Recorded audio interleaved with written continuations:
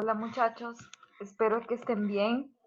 Bueno, en medio de todo este caos del país, ¿verdad? Pero espero que ustedes estén bien. Ya la próxima semana ya nos vamos a ver de tipo sincrónico. Bueno muchachos, entonces en esta ocasión les voy a hablar sobre el hemograma y las pruebas de coagulación. Pues me imagino que todos ustedes se han hecho algún hemograma, ¿verdad? En algún momento. Entonces yo les voy a enseñar cómo leerlo, cómo interpretarlo de una forma correcta. Bueno, ustedes saben que el hemograma es uno de los exámenes de rutina más importantes que hay.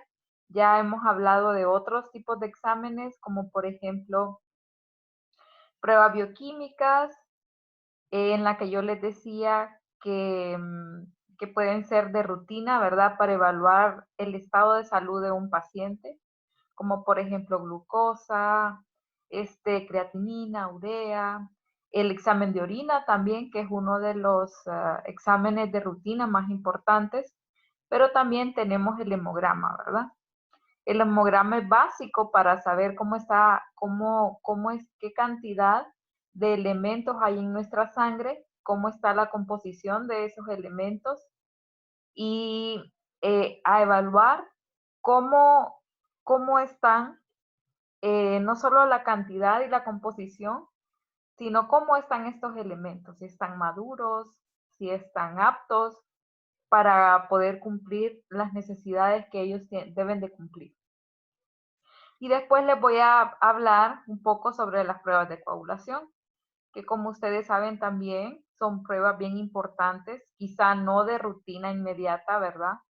Pero sí muy importantes al momento de evaluar estos pacientes, por ejemplo, que van a ser sometidos a cirugías, a los pacientes que se sospecha que tienen algún déficit de la coagulación sanguínea, ¿verdad? A los pacientes que están tomando fármacos anticoagulantes, etcétera. Entonces, esta es una de las clases más importantes que van a tener ustedes. Bueno, se le llama hematología al estudio de la sangre, ¿verdad? Y de los tejidos que componen la sangre. Ya en la clase previa yo les hablé sobre cuáles eran los componentes de la sangre. Entonces en hematología eso es lo que hace, ¿verdad? Evaluar estos componentes que también son tejidos. Recuerden que todo esto es tejido sanguíneo, ¿verdad? Entonces nosotros hablamos que en la sangre hay varios tipos de células. La componen en su mayoría células rojas o glóbulos rojos, que son el que le dan el componente de color a la sangre, pero también existen los glóbulos blancos, sus diferentes versiones, como por ejemplo los neutrófilos, eosinófilos, linfocitos. También les hablé en qué situaciones podría elevarse cada uno de estos tipos. Además de eso, también tenemos las plaquetas. Ustedes ya saben para qué son. Y son principalmente ellas las que vamos a evaluar en los factores de la coagulación. Pero ya vamos a ver que hay otros muchísimos más factores a los que evaluar en un paciente, ¿verdad? Sobre cómo está su coagulación. Bueno, las variaciones de estos elementos sanguíneos, de todas estas células, son con frecuencia el primer signo de enfermedad. Por ejemplo, tipos de anemias, ¿verdad? Como les decía, la anemia es un síntoma, no es una enfermedad en sí. Entonces, generalmente enfermedades orgánicas tienen manifestaciones a nivel de la sangre. Entonces, hay que averiguar el por qué. Bueno, entonces estos cambios o estas afectaciones que puede tener el tejido sanguíneo pueden descubrirse mediante análisis de laboratorio tan simples. Bueno, aunque hacer el hemograma manual no es simple porque incluye un montón de trabajo que uno tiene que hacer en el laboratorio, pero La mayoría de los laboratorios tienen equipos automatizados o semiautomatizados para realizar este hemograma. Bueno, entonces aquí también va de la mano con otra rama de la hematología que es la hemato-oncología, ¿verdad? Esta va a tratar las enfermedades de la sangre, como por ejemplo enfermedades oncológicas, o sea, tipos de cáncer, que se puedan manifestar como linfomas, leucemias o mielomas. Que, bueno, ellos pueden tener, pueden aparecer ya sea en fases tempranas o en fases tardías en la circulación periférica. O sea, nosotros podríamos visualizar algunos elementos en la sangre que pueden orientarlos a ustedes y a los médicos de que se trata de algún trastorno de esto. Pero la hemato-oncología, pues, estudia exactamente solamente los tipos de cáncer, ¿verdad? Bueno, entonces, ¿qué anormalidades pueden haber en la sangre? Pues hay varias. La más frecuente es la anemia, ¿verdad? Eh, nosotros escuchamos de gente bastante seguido que tiene anemia. Entonces, yo les digo que la anemia es un síntoma, entonces hay que buscar el porqué, ¿verdad? Hay anemias más comunes, como por ejemplo por deficiencia de hierro, porque el paciente no está ingiriendo en la dieta la suficiente cantidad de hierro, o por ejemplo, debido bueno, a otros trastornos orgánicos que van mucho más allá y que son mucho más complejos, ¿verdad? Entonces la anemia es cuando la cantidad de glóbulos rojos en la sangre es menor a lo normal o lo esperado. También el hematocrito, que es lo vamos a ver después a qué se refiere con hematocrito, está disminuido.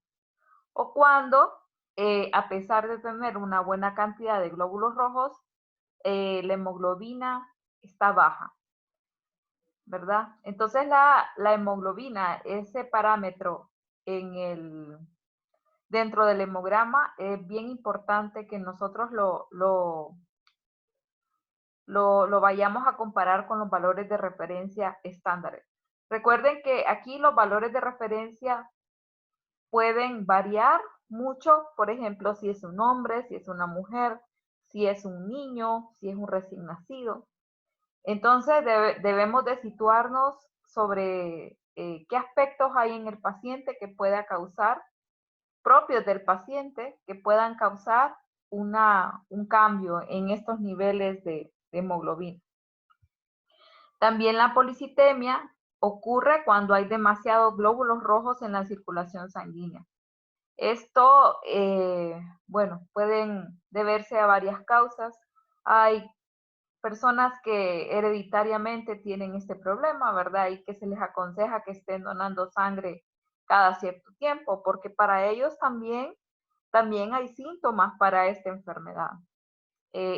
Bueno, no es una enfermedad que quizás pueda matar a una persona, pero son síntomas también que pueden ser molestos, ¿verdad? O ir acompañados por otra enfermedad real. Bueno, entonces la leucemia es una proliferación incontrolable de un tipo celular de leucocitos. Esto comienza en médula ósea, pero en casos ya tardíos, ya en casos donde el paciente ya anden en circulación periférica, nosotros podemos encontrar estos glóbulos rojos, glóbulos blancos inmaduros, incluso en un hemograma o en un prótesis de sangre periférica. Está la leucopenia, que es una disminución de la cantidad de glóbulos blancos, ¿verdad? O de leucocitos. También hay un montón de factores que pueden influir por qué ocurre esta leucopenia. Por ejemplo, algunos tipos de virus causan que se bajen los glóbulos blancos. Por ejemplo, el VIH, el SIDA, se ven afectados los glóbulos blancos y bajan. Entonces, hay varias patologías, no podemos encasillarnos en solo una. Entonces, el hemograma, que es el que les voy a enseñar hoy a interpretar, trae varios parámetros, ¿verdad? Incluye recuento celular y la morfología al microscopio. Trae el hematocrito. El hematocrito tiene que ver cuántos glóbulos rojos hay en porcentaje en un determinado volumen de sangre. Como ustedes recuerdan, en la clase anterior yo les dije que gran parte, el 55% de la sangre total es plasma, ¿verdad? Pero hay un porcentaje que es el 44% que deben de ser glóbulos rojos. Si es menos este porcentaje o si es más, nosotros lo podemos evaluar mediante un hematocrito. También sobre la hemoglobina que acabamos de hablar, el recuento de eritrocitos, no solo como en el hematocrito, si vemos, ya les voy a enseñar cómo se lee un hematocrito, sino que el recuento por milímetro cúbico de eritrocitos, recuento de leucocitos también, recuento diferencial de los leucocitos, o sea, cada 100 leucocitos, en cuánto porcentaje, por ejemplo, están neutrófilos, en cuánto porcentaje están los eosinófilos y todo esto es lo que les enseñé la grabación pasada. El recuento de plaquetas. Y bueno, aparte, esto no pertenece propiamente al hemograma, que es el frotis de sangre periférica, pero ustedes lo pueden solicitar al laboratorio, ¿verdad? Cuando ustedes quieran que haya un diagnóstico más fino en los elementos celulares que hay en la sangre de una persona. Por ejemplo, ustedes le pueden decir o en su formato de solicitud, que quieren, además del hemograma, quieren un frotis de sangre periférica. Entonces, el microbiólogo les va a reportar cómo están los glóbulos blancos, qué cantidad de plaquetas hay. Pero eso se hace visualizando al microscopio por medio de una tinción. Se tiñe la sangre de la persona y luego se observa al microscopio directamente. O sea, esto no tiene nada que ver con el hemograma que lo va a hacer la máquina o se va a hacer manual, pero este ya se va a hacer aparte con una coloración. La muestra que se utiliza para el hemograma y que ustedes van a mandar tanto al laboratorio tiene que ir en un frasquito de estos que tienen tapón morado, que tienen un anticoagulante, ¿verdad? Bueno, los resultados dependen del sexo, de la edad de la persona, de varios parámetros. El hematocrito, miren, esto es. Simplemente, el hematocrito es la cantidad de eritrocitos centrifugados que ocupan volumen determinado de sangre. En el laboratorio, manualmente, bueno, cuando se hacen los análisis, hemogramas automatizados, el equipo le tira el valor del hematocrito directamente, pero cuando se hacen manuales, pues solamente nosotros tomamos un poco de la sangre en estos capilares, lo sellamos con plasticina, esto es plasticina, lo que está aquí, y los colocamos a unas microcentrífugas. Entonces después, solamente después de que está centrifugado y ya se separó el paquete de glóbulos rojos del plasma, entonces nosotros lo vamos a leer en una cartilla como que si fueran unas curvas normales, ¿verdad? Entonces miren, el paquete de glóbulos rojos más o menos puede variar entre un hombre y una mujer, ¿verdad? Pero aquí me está marcando que un 45% es normal. Pero aquí tengo un paciente que tiene mucha más cantidad de glóbulos rojos, aquí empacados. Entonces ya me dice que aquí hay un 60% y ya se considera anormal o una policitemia. Hay más glóbulos rojos de los que se esperaría haber. Igual puede ocurrir con una anemia que haya menos del 45%. Entonces a eso se refiere un hematocrito. Recuerden que no siempre ustedes lo van a esperar que los técnicos o los microbiólogos lo hagan así, sino que puede aparecer directamente en su reporte de hemograma. Se reporta en porcentaje de eritrocitos en la sangre, varía con la edad, sexo, la altitud también. Para ciertas personas, cuando son de zonas bajas a nivel del mar y van algunas altas a nivel del mar, por ejemplo, puede variar el hematocrito. Y está directamente relacionado con los niveles de hemoglobina y el recuento de glóbulos rojos, ¿verdad? Porque recuerden que los glóbulos rojos son los que llevan la hemoglobina en su interior. Entonces el hematocrito no es más que esto, la separación de los componentes sanguíneos en un capilarcito, en un tubito de vidrio chiquito que uno lo pone a centrifugar en una centrífuga especial. Entonces nosotros medimos esta cantidad de glóbulos rojos que hay aquí. Entonces los valores normales en el hombre de 42 al 52% y el hematocrito en la mujer va de 37 a un 48%.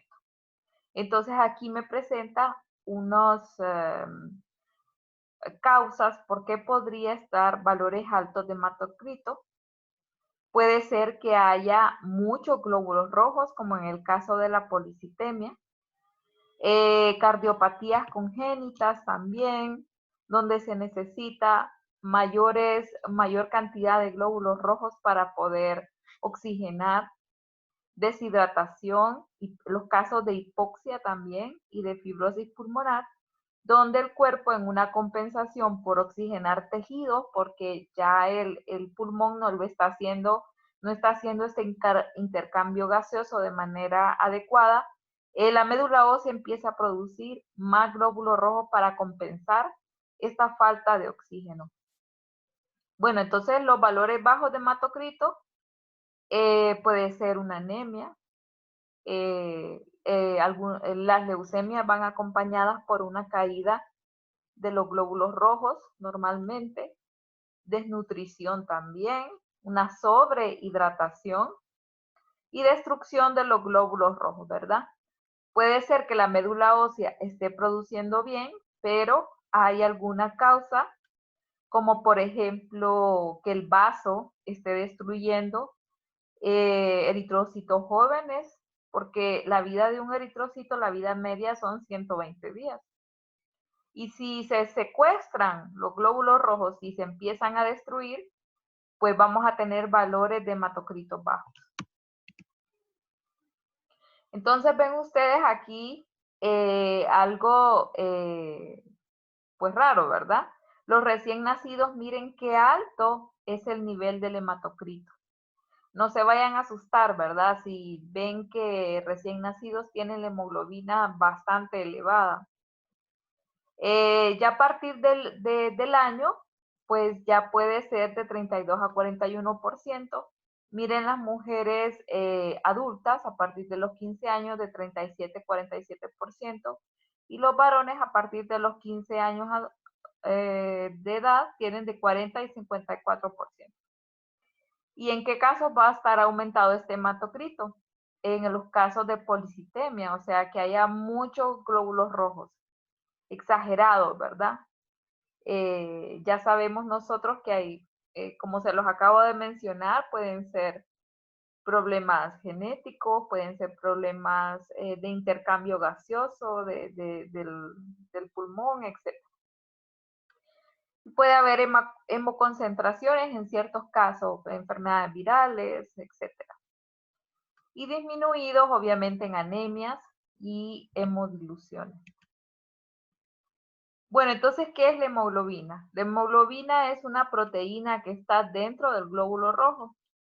Generalmente en este espacio que parece donita, en este espacio están estas proteínas, ¿verdad? Esta proteína tiene una estructura, tiene 4 cadenas de péptidos, polipéptidos, y tiene 4 grupos M, que ahí es donde se alojan las moléculas de hierro. Por eso es que dicen que la persona que le hace falta hierro del alimento tiene problemas con la hemoglobina o con oxigenar su cuerpo, porque ya ven ustedes que es vital este grupo M, que es el grupo de hierro, para que el glóbulo rojo cumpla su función, que es de llevar oxígeno hacia los tejidos. Entonces también la hemoglobina es la que se encarga de darle el color rojo a la sangre, por el grupo M también que funciona con esto. Bueno, la hemoglobina. La hemoglobina mide los gramos de hemoglobina más o menos en 100 ml de sangre completa.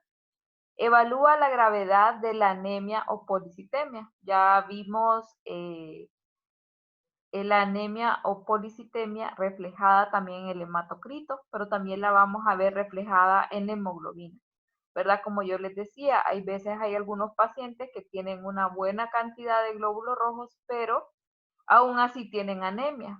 Entonces, habría que evaluar ahí qué es lo qué deficiencia tiene el glóbulo rojo. ¿Por qué está viendo una poca cantidad de hemoglobina? Entonces tenemos los valores de referencia. Los recién nacidos, como ustedes vieron, el hematocrito es elevado de los recién nacidos, entonces tienen 14 a 20 gramos por decilitros más o menos. Los niños de 1 a 6 años, de un 11.5 a 14.5. Las mujeres adultas, a partir de los 15 años, de 12 a 16, es lo normal. Y los varones de 15 años a adulto, 14 a 18, ¿verdad? Entonces, el significado clínico es similar al hematocrito, ¿verdad? Pero yo les digo que es cierto, van muy relacionados, pero a veces, como les digo, pueden haber una buena cantidad de glóbulos rojos y la hemoglobina baja por alguna razón. O hay otras veces que pueden haber una poca cantidad de glóbulos rojos o no tan pocas, sino que un poco inferior a la normal, pero que estos glóbulos rojos tengan suficiente cantidad de hemoglobina como para que no haya una anemia. También aparte, para reforzar todo este diagnóstico, se hace recuento de eritrocitos. Cuando se hace manual en el laboratorio, todo un hemograma se puede hacer manual, ¿verdad? Pero cada paso pues lleva un tratamiento y un trabajo pues, pues no es larguísimo, pero tampoco es corto.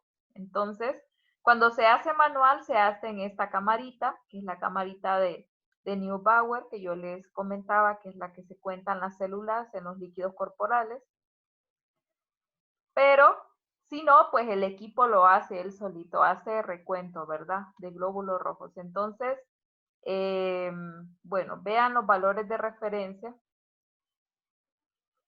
Siempre los recién nacidos van a tener una cantidad mayor y obviamente pues los varones adultos, ¿verdad? También van a tener una cantidad mayor de glóbulos rojos en la sangre. También se le puede llamar hematíes, que no se les extrañe que en un reporte se les diga hematíes, son los mismos glóbulos rojos, o eritrocitos también. Los valores, aquí tenemos los valores normales en un hombre, en una mujer, cuando puede ocurrir unos valores altos de glóbulos rojos o policitemia, cuando hay problemas respiratorios, en personas que son fumadoras también, al interrumpirse el intercambio gaseoso. Con la deshidratación también puede haber un aumento de glóbulos rojos. Cuando hay una disminución de glóbulos rojos en el torrente sanguíneo, pues por una anemia, por una hemorragia, obviamente, porque se gastan, porque se pierden, y por alguna enfermedad de la médula ósea. Hay veces que la médula ósea sufre sus propias enfermedades también y no produce la cantidad de glóbulos rojos requerida, ¿verdad? A esto se le llaman ciertas anemias aplásicas. Bueno, entonces, las plaquetas. Las plaquetas ustedes saben que son básicas en la coagulación porque son las primeras que se adhieren al vaso sanguíneo que está lesionado. Después de ellas, pues hay una cascada ahí que se lleva a cabo, ¿verdad? Una vía intrínseca, vía extrínseca, hay fibrinógeno, fibrina, que van a llegar a tapar esa herida que se hizo en el vaso sanguíneo. En el ejemplo de que haya algún tipo de herida. Pero las plaquetas son básicas. Este recuento evalúa el número de plaquetas en un milímetro cúbico de sangre. Para esto, obviamente, es indispensable una muestra sin coágulos porque si ustedes no se fijaron bien en el momento que tomaron la muestra de sangre, se les hizo coágulos y así la llevan al laboratorio, van a tener un resultado erróneo, porque ya las plaquetas ya se activaron, ya se activó el coágulo, entonces las plaquetas que anden libres ahí sin formar parte del coágulo van a ser muy pocas. Entonces, bueno, tomen esto en cuenta, además de que los equipos se obstruyen si ustedes llevan sangre que está coagulada, ¿verdad? Y hay algunos ahí que tal vez que les ha costado mucho sacar la sangre y cuando ven que se hizo el coágulo, pues le sacan el coágulo, llevan así la sangre, entonces recuerden que van a tener un resultado completamente disparado, ¿verdad? No nada que ver con el resultado real si ustedes pues copian esas malas mañas. Es importante para la evaluación de la producción plaquetaria, efectos de quimioterapia, radioterapia, facilitar el diagnóstico de trombocitopenia, ¿verdad? Cuando hay una baja de plaquetas, se le llama trombocitopenia. Bueno, ustedes ya lo hemos podido visualizar o han podido escuchar, por ejemplo, en casos como el dengue, donde hay una baja de plaquetas bastante grande, entonces eso propicia a que haya un dengue grave, porque esto hace que haya un sangrado irregular, donde por cualquier cosa haya sangrados, entonces la persona puede morir rápidamente. Los valores de referencia de, de las plaquetas son de 150.000 a 500.000. ¿En qué caso va a estar aumentado? En las hemorragias, ¿verdad? Cuando las plaquetas,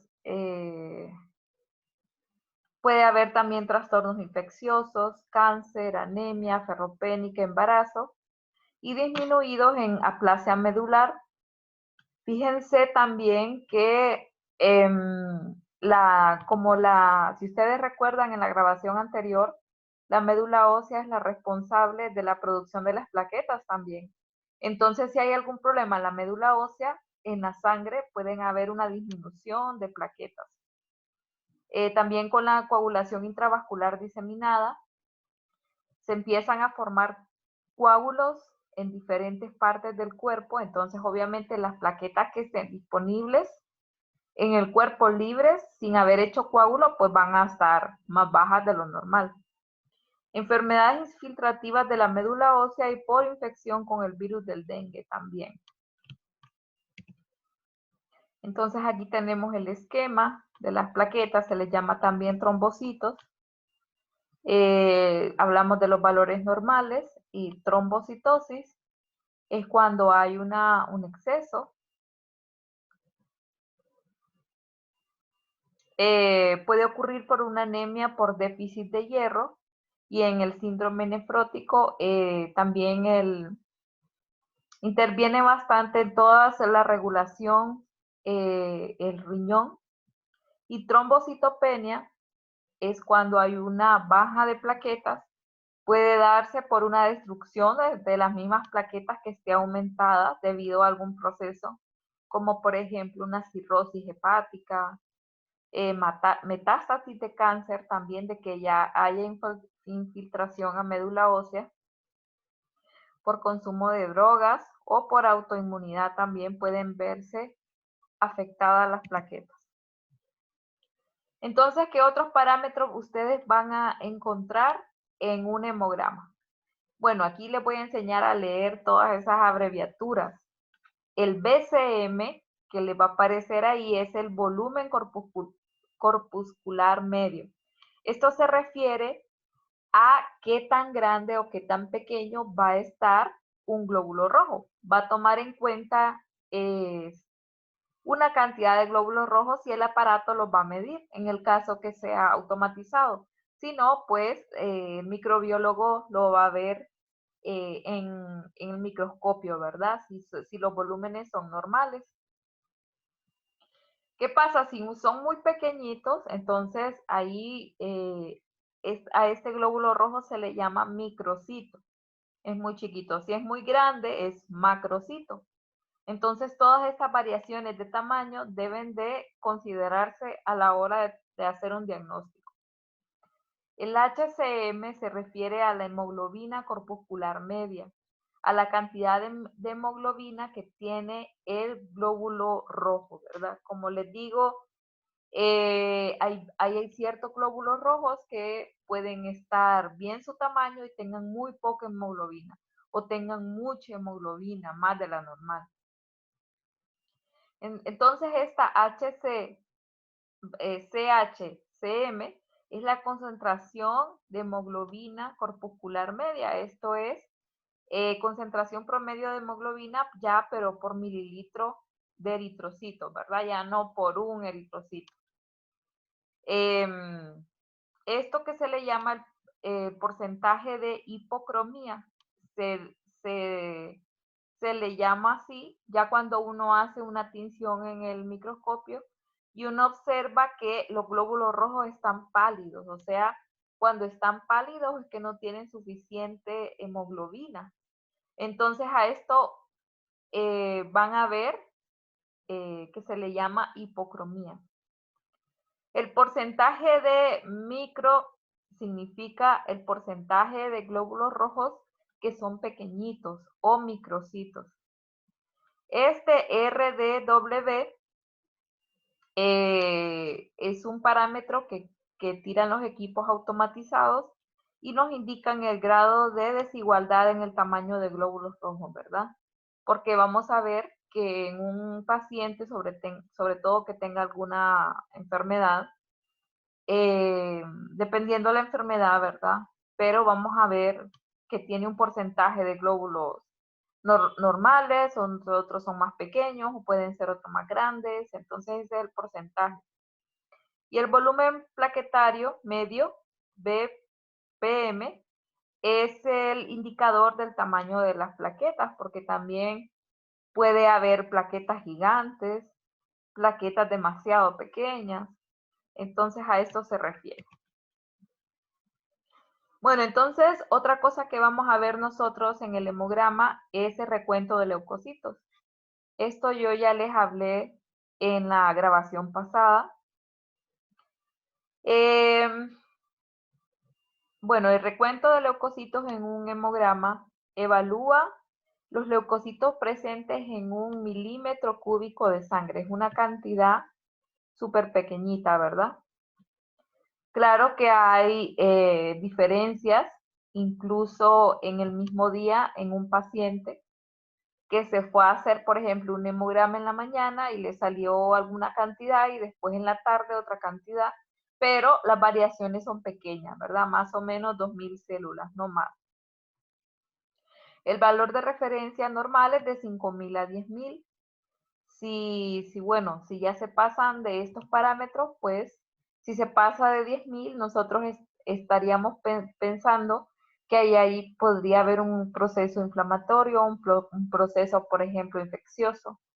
O si son menos de 5.000, pues podría haber algún proceso que tiene que ver con inmunidad, ¿verdad? O bueno, con diferentes patologías o diferentes infecciones, sobre todo virales. Entonces, estas se encuentran aumentadas, estos recuentos se encuentran aumentados en infecciones, abscesos, meningitis, apendicitis, amigdalitis, ¿verdad? Que son más que todo infecciones, pero también en leucemias. Podríamos ver afectado el recuento de leucocitos, porque las leucemias tienen que ver con los glóbulos blancos, entonces ya cuando hay glóbulos blancos inmaduros, ya en sangre periférica, nosotros vamos a ver unas cantidades súper altas en casos de recuentos de leucocitos. Y disminuidas en infecciones virales, reacciones tóxicas, fiebre tifoidea, malaria, etc.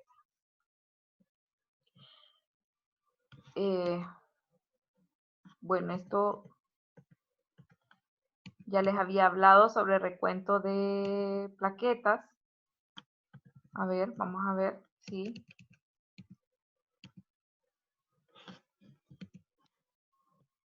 Bueno, entonces, la modificación del porcentaje de leucocitos puede orientar al diagnóstico de enfermedades infecciosas, inflamatorias y otros procesos. Recuerden que uno es solamente recuento de cuántos leucocitos tiene, que esto tiene que ver los parámetros de 5.000 a 10.000, ¿verdad? Pero ya si estamos hablando de un recuento diferencial, nosotros vamos a hacerlo en base a 100. Y ahí es donde empezamos a decir, ok, un 40% son neutrófilos, son 20 son eosinófilos y esto. Entonces, cuando en la medición de leucocitos se ven células jóvenes, aparecen los neutrófilos en forma de núcleo, en forma de bastón, ya lo vamos a ver más adelante, y un aumento de porcentaje de los glóbulos blancos polimorfonucleares. Esto se denomina como desviación a la izquierda. Este término sugiere infecciones bacterianas, ¿verdad? Donde son los polimorfonucleares, son los que tienen su núcleo segmentado, son los que están en predominio, pero una desviación a la derecha se dice cuando el porcentaje de linfocitos y monocitos se encuentra aumentado con respecto a los polimorfonucleares. Recuerden que los linfocitos y los monocitos tienen solamente un núcleo y este no es segmentado. Entonces, por eso se le llaman mononucleares. Entonces, esto, al estar aumentado esta cantidad de células, por ejemplo, linfocitos y monocitos, se dice que puede ser alguna infección viral. La eosinofilia es el aumento del porcentaje del número total de eosinófilos, sugiere un cuadro alérgico o una infección parasitaria, así como hablamos la vez pasada, ¿verdad? Porque los neutrófilos son los encargados de liberar estos gránulos que tienen dentro en reacciones como por ejemplo asmas, y también cuando están en presencia de un parásito, ellos lo que hacen es que estallan y liberan todo este contenido que es ácido. Entonces tenemos aquí los glóbulos blancos, que son leucocitos, que la acumulación, de hecho sí son blancos porque la acumulación de ellos produce la pus, y la pus es blanca. Los valores normales son de 4.000, 5.000 a 10.000. Entonces la leucocitosis, ¿por qué podría darse? Por un montón de condiciones, ¿verdad? Desde inflamaciones que no tengan que ver ningún microorganismo hasta infecciones bacterianas, neoplasias también, cáncer, quemaduras también. No solo por infecciones es que ellos van a aumentar, sino por algún estrés que esté sufriendo el cuerpo, ¿verdad? Y no digamos en una quemadura. También por infarto al miocardio, ¿verdad? Es un estrés bien fuerte que pasa el cuerpo. Y la leucopenia, que es la reducción en esta cantidad de leucocitos, puede darse por una aplasia medular, o sea que la médula esté infiltrada por algún cáncer o que ella ya no esté produciendo la cantidad de glóbulos blancos que debe de producir.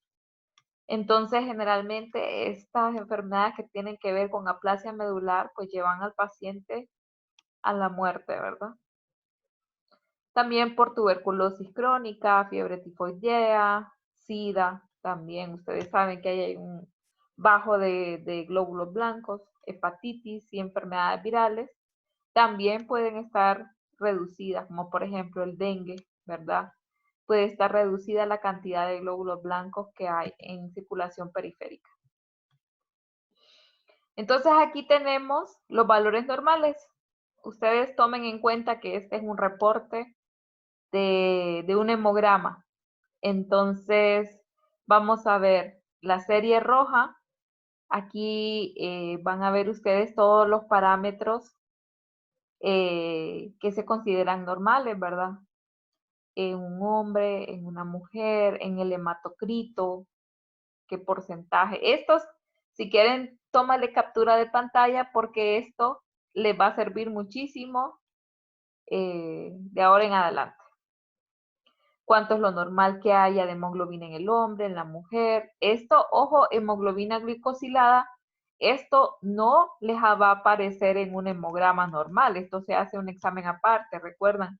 Cuando estábamos hablando de las pruebas bioquímicas para saber cómo ha estado la glucosa de un paciente hasta 3 meses atrás. A esto se refiere la hemoglobina glicosilada. Me imagino que aquí la colocaron como, porque es una especie también de un tipo de hemoglobina. La hemoglobina fetal también. Nosotros tenemos una cantidad bastante bajita de hemoglobina fetal. Obviamente es la hemoglobina que se produce cuando estamos en nuestro estado de fetos, menos del 2%. Y cuando esta se eleva, puede darse por condiciones como, por ejemplo, algún tipo de cáncer. De ahí esto, yo les dije, el HCM, el BCM, la serie blanca, cuánto es lo normal, cuánto es lo normal de neutrófilos, vean que son los más comunes, de linfocitos, y de la serie plaquetaria, cuánto es lo normal de plaquetas. Entonces, el frotis de sangre periférica, muchachos, no tiene que ver con el hemograma. Si es un examen que ustedes quieran solicitar al laboratorio, deben de colocarlo tal vez en la misma boleta, pero como una instrucción aparte, ¿verdad? Favor realizar frotis de sangre periférica. Entonces, ¿qué es lo que va a hacer el técnico o el microbiólogo? Van a colocar en una lámina porta objetos, van a colocar un poquito de la sangre del paciente y la van a extender, ¿verdad? Van a dejar que esta seque, luego de que seca, entonces la van a teñir con una coloración que se llama Wright. Esta coloración va a poder, vamos a poder diferenciar de los glóbulos rojos. Vean aquí, hay unos que son más grandecitos, otros más pequeños, otros que están como cortados, unos que son como elípticos, otros bien redonditos. Entonces vamos a poder diferenciar, vamos a poder ver bien la estructura de los glóbulos rojos y de los glóbulos blancos que nos lo van a teñir en un color como púrpura.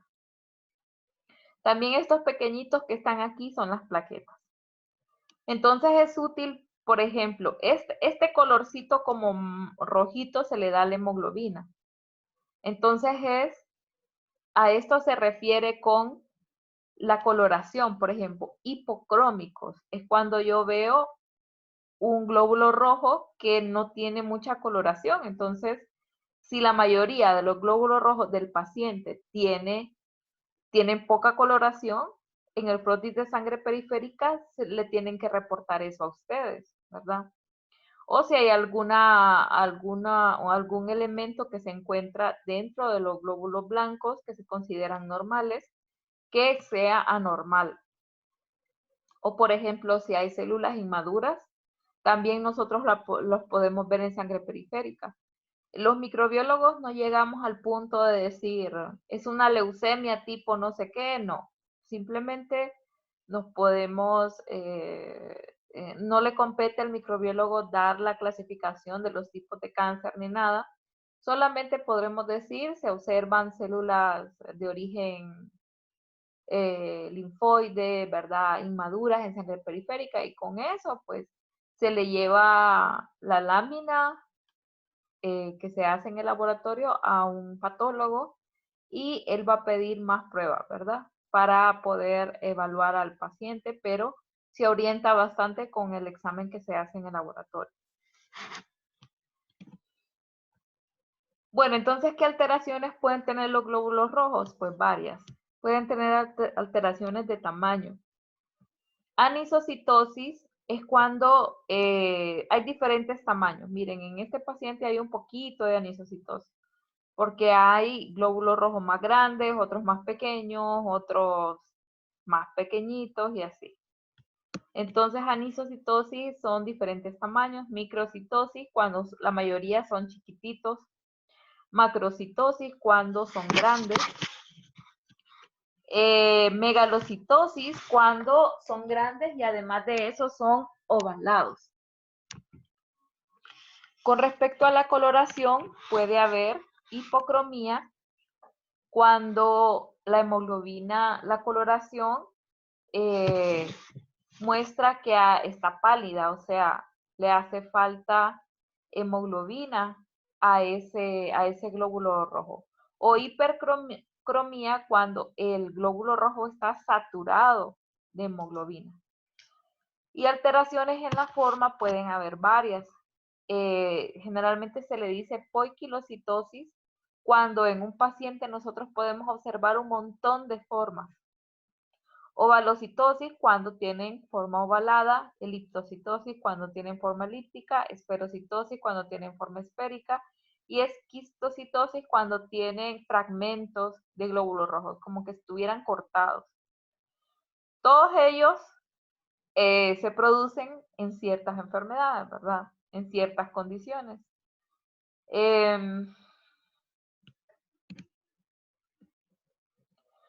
Bueno, también en los glóbulos blancos, nosotros en la prótesis de sangre periférica podemos observar alteraciones. Por ejemplo, podemos ver los linfocitos, que ustedes ya recuerdan cómo son redonditos y el núcleo es grande.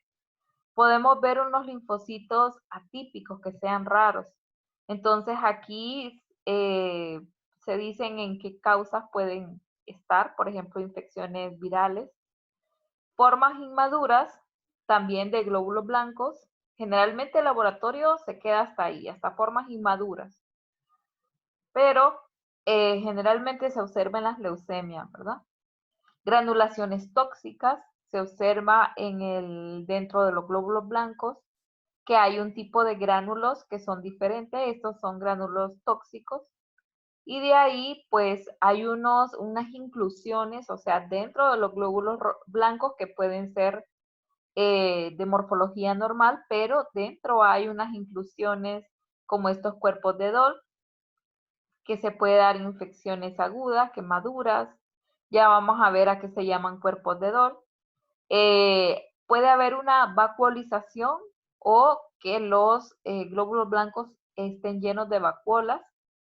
Tiene que ver con edema intracelular, puede deberse a medicamentos o a algunos efectos tóxicos que haya sobre los leucocitos. Otras anomalías del Pelger-Huet, que lo vemos más que todo en leucemia, pero también podemos ver en mononucleosis infecciosa. La degranulación, que es cuando los glóbulos blancos tiran hacia afuera sus gránulos, ¿verdad? Pueden haber en síndromes proliferativos y otras patologías hematológicas graves. Y cuando hay una hipersegmentación nuclear de neutrófilos, o sea que los neutrófilos no tienen sus cuatro, ahí, miren, es que los núcleos se dividen más o menos en cuatro como regiones, pero cuando hay una hipersegmentación de los núcleos, puede darse por infecciones crónicas o por anemia.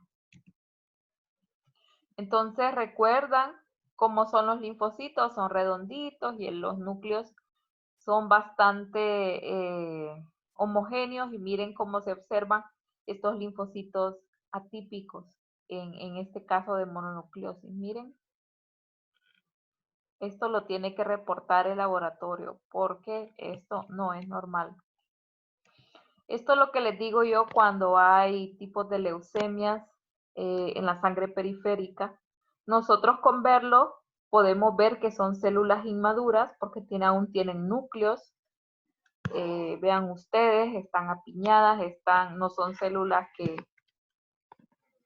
tienen, la cromatina es pequeña y es más que todo el núcleo que tiene nucleolos, entonces el laboratorio los va a reportar como células inmaduras, pero ahí, bueno, pueden ser leucemias, pueden ser otros tipos de cáncer. Miren granulaciones tóxicas, por ejemplo, estos granulitos que normalmente podrían tener otro color diferente, no este, ¿verdad? Y que no se presenten de esta forma. Los cuerpos de Dol que están intracelulares. También de que los glóbulos blancos tengan estas como partículas de aire, que es que el glóbulo blanco está dañado por algún tóxico o por alguna infección fuerte que esté teniendo el cuerpo. Estas anomalías, que el núcleo, miren que se divide como en dos, en lugar de dividirse en lo que normalmente los segmentos que tiene que dividirse. Está la degranulación también, cuando tiran sus gránulos y se quedan sin gránulos porque ya los han tirado. Y la hipersegmentación, porque el neutrófilo no tiene tantos segmentos, ¿verdad? Entonces, tiene que ver con alguna anomalía. Ok, entonces, esta clase es larga porque ahora vamos con las pruebas de coagulación. Yo les decía, ¿en qué caso van a hacer una prueba de coagulación? Sí puede ser parte de una prueba de rutina a un paciente para saber cómo anda su coagulación, junto con, por ejemplo, el hemograma, la química básica, la bioquímica de rutina, el examen general de orina. Pero hay unos pacientes que lo ocupan de una manera más urgente, como por ejemplo los pacientes que van a ser sometidos a una intervención quirúrgica, ¿verdad? Jamás se va a meter a un paciente a una cirugía sin conocer cómo están sus pruebas de coagulación. Tal vez en el caso de que, bueno, ya llega ensangrentado, macheteado, pues ahí, y aún así se le manda a hacer y se le interviene rápido, pero a un paciente que haya la suficiente tiempo para programarlo, es uno de los exámenes básicos que se les hace. La coagulación es el resultado de una interacción coordinada de las proteínas sanguíneas, las células circulantes, células de la vasculatura y las proteínas de la matriz extracelular en la pared de los vasos. Entonces no vean que solo son las plaquetas, ¿verdad? Intervienen un montón de factores hasta el propio vaso sanguíneo.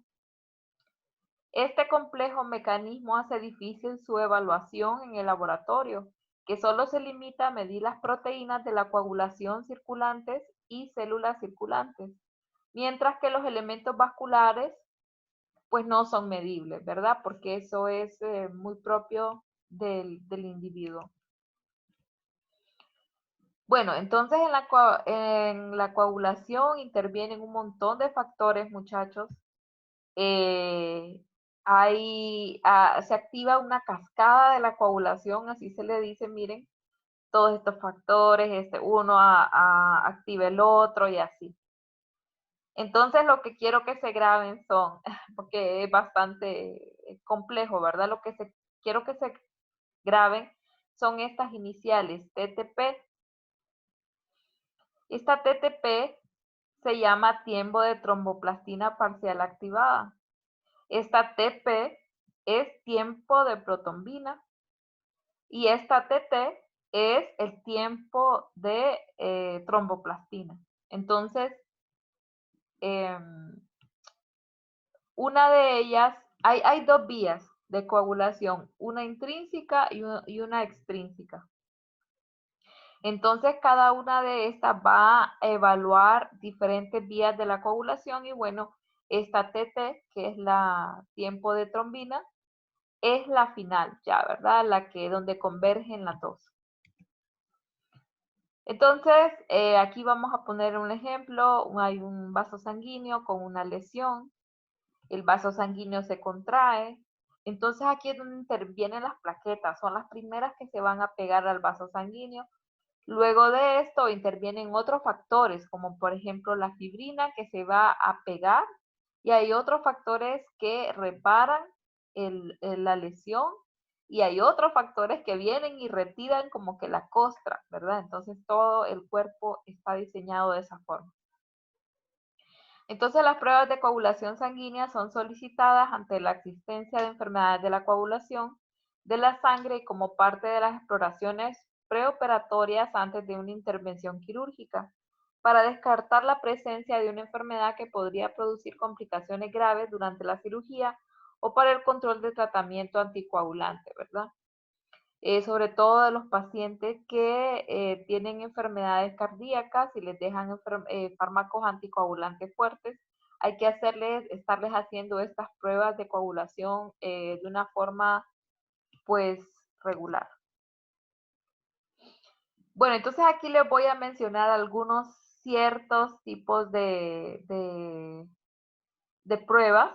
Este tiempo de sangrado, muchachos, no se hace en el laboratorio ya. Se puede hacer porque es un método rápido y fácil, pero las pruebas que se hacen realmente son estas, las que yo les mencioné, la TP, la TPT también y el tiempo de trombina, ¿verdad? El tiempo de sangrado es una medida de hemostasia y la coagulación sanguínea. Estas se hacían antes, pero de igual forma están aquí, entonces se la voy a mencionar. La medición de la duración de la hemorragia producida por una punción hecha en el dedo. Esto se hace, se desinfecta la yema del dedo y se pincha con una lanceta. Entonces, o bueno, puede ser el lóbulo de la oreja también, porque lo que mide es la sangre capilar. Entonces, uno deja caer las gotitas de sangre y bueno, activa el cronómetro desde que uno metió la lanceta. Después, cuando deja de sangrar, uno para el cronómetro.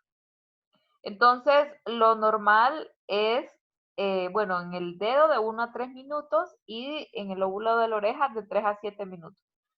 Puede estar aumentada cuando hay una inadecuada función plaquetaria, cuando hay escasas plaquetas o trombocitopenia, aplasia, leucemias, etc. Evalúa también los capilares, ¿verdad? Cantidad y calidad de las plaquetas. Con cifras menores de plaquetas, el tiempo de sangrado se prolonga.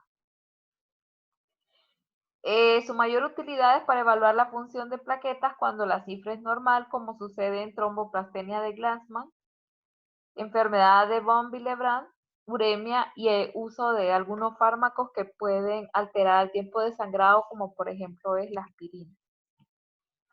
El tiempo de coagulación es otra, ya no se usa tampoco, no sé por qué está aquí, pero eso se puede hacer, de hecho, con los alumnos de enfermería, nosotros lo hacemos en el laboratorio. Entonces, es una técnica rápida y fácil también que evalúa la vía intrínseca de la coagulación. El tiempo de coagulación, pues simplemente también de la yema del dedo se pincha con una lanceta y se está colocando un papel filtro en la herida hasta que deje de sangrar. Entonces, esto va también milimetrada con un cronómetro, ¿verdad? También puede hacerse dejando caer las gotitas a una lámina portaobjetos y uno las está tocando con un palillo hasta que se forme el coágulo de fibrina. Los valores de referencia son de 5 a 15 minutos y está aumentado en una deficiencia grave de factores de coagulación o en presencia de anticoagulantes orales.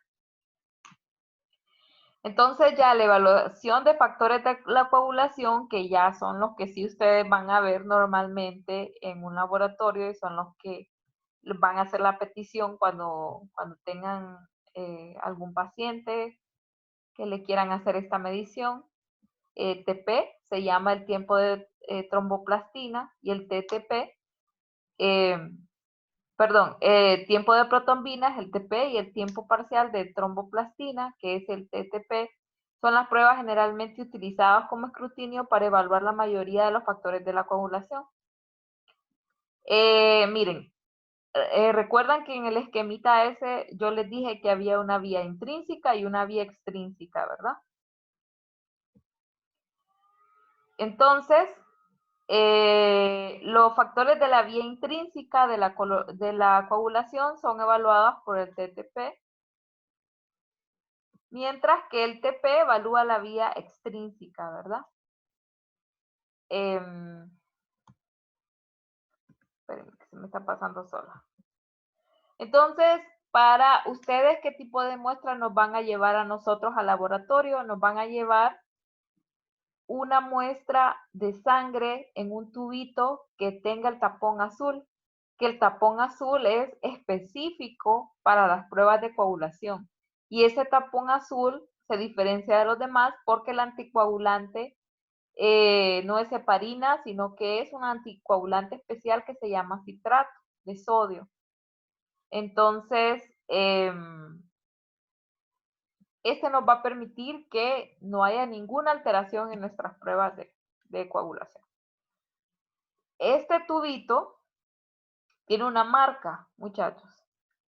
No recuerdo en estos momentos de cuánto es la marca, cuántos ml, pero ustedes no pueden poner ni menos ni más de la marca de sangre, obviamente, porque si no, si ponen menos, la sangre se va a diluir mucho con anticoagulantes y los resultados nos van a salir falsos, ¿verdad?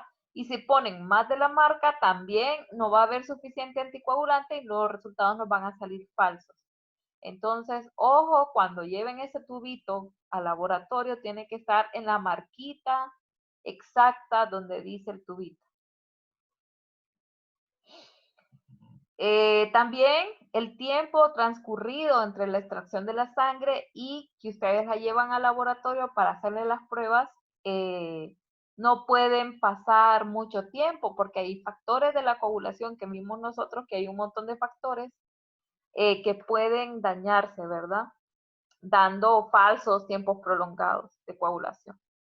Recuerden que la coagulación se mide en segundos, entonces imagínense que ustedes le tomaron la sangre a un paciente, se les olvidó el tubito, ¿ves? Me acordé a las 5 horas, lo llevé al laboratorio.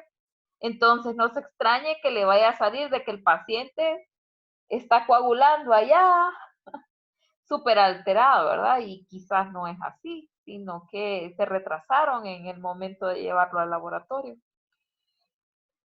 También hay que tener mucho cuidado cuando las muestras de sangre se toman a través de catéteres que son heparinizados, ¿verdad? De preferencia no se eligen este tipo de muestras que vienen de catéteres, sino que se prefiere una muestra limpia, ¿verdad? Que no tenga nada que ver con catéter. Pero si no hay de otra, pues tienen que lavar esos catéteres eh, para poder realizar la toma de la muestra. Entonces aquí pues está en resumen qué significa el TP. El tiempo de protrombina es una proteína la cual durante la coagulación es convertida a trombina y se convierte en fibrinógeno. Aquí les dice con qué tipo de anticoagulante tienen que tomarse la muestra, los valores normal, miren, de 11 a 14 segundos, o sea, el intervalo de normalidad es bastante pequeño y todavía es en segundos. Esto se hace en unos equipos que son semiautomatizados, ¿verdad? Donde el equipo tiene como unas bolitas en las que ustedes ponen ahí el suero del paciente. Entonces, por medio de las bolitas, se mide el tiempo en que esa bolita deja de moverse ya. Bueno, eso es hablándoles rápido, pero eso tiene un fundamento súper amplio. Entonces aquí les dice cuáles factores de la coagulación pueden estar, si ya este TP sale alterado, cuáles factores de la coagulación pueden estar alterados, el tiempo parcial de la tromboplastina, evalúa la función de todos los factores de coagulación de la vía intrínseca. Recuerdan que hay una vía intrínseca y una extrínseca. Esta es la que evalúa más las deficiencias congénitas propias en cada paciente. Útil para detección de tendencias hemorrágicas en paciente preoperatorio. Y los valores de referencia aquí son más amplios, es de 35 a 45 segundos. Y pues aquí se le dice, ¿verdad? En qué caso va a estar aumentada, en qué caso va a estar disminuida. Bueno, el tiempo de trombina generalmente no se hace en los laboratorios, pero es una prueba que se puede solicitar también y bueno, ciertos laboratorios lo ofrecen. Es, como vieron ustedes en el esquemita, el tiempo de trombina o TT era la última eh, lo último en formarse después de toda esa cascada de la coagulación. Esta evalúa la conversión del fibrinógeno en fibrina, que la fibrina es la que se va a interactuar con las plaquetas en aquel dibujito que les enseñé cuando las plaquetas se cubrían de fibrina para tapar el vaso sanguíneo dañado. Es la última etapa de la vía común. Una vez que se han unido la vía intrínseca como la extrínseca, hay una vía común.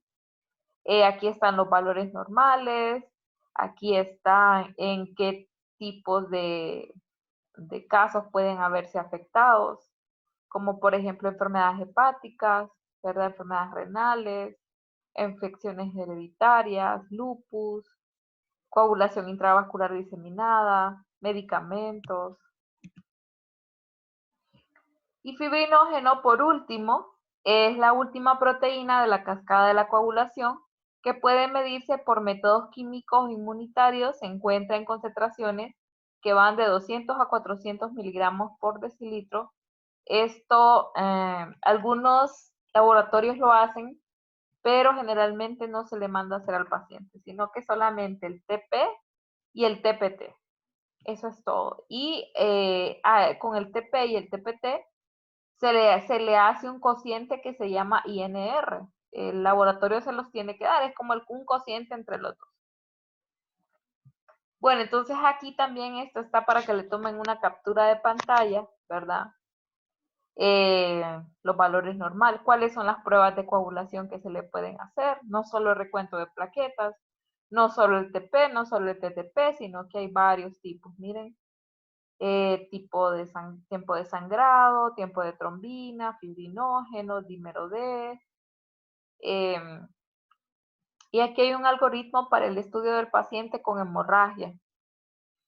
Vamos a ver si es un problema de origen plaquetario, qué es lo que se le tiene que hacer.